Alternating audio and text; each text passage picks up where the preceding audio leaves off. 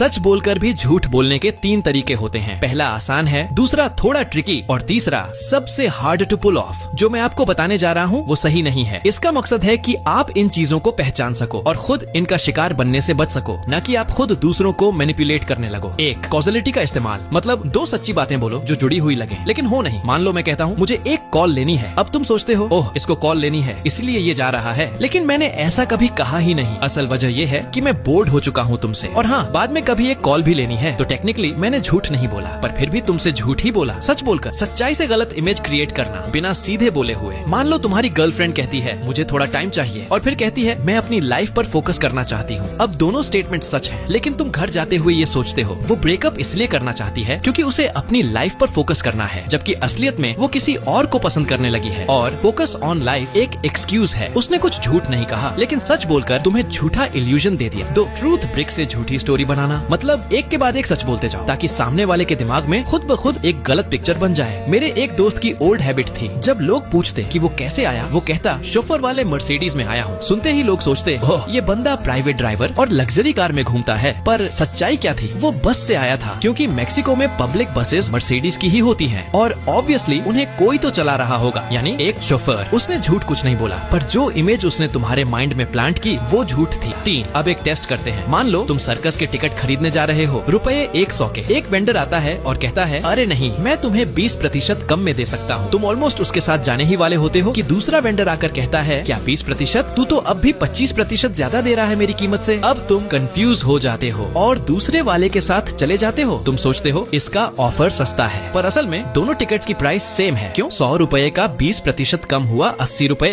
अब 80 रुपए का 25% होता है 20 रुपए। तो 80 रुपए प्लस 20 रुपए, शेष फिर से 100 रुपए। उसने झूठ नहीं बोला, पर सच बोलकर तुम्हें बेवकूफ बना दिया।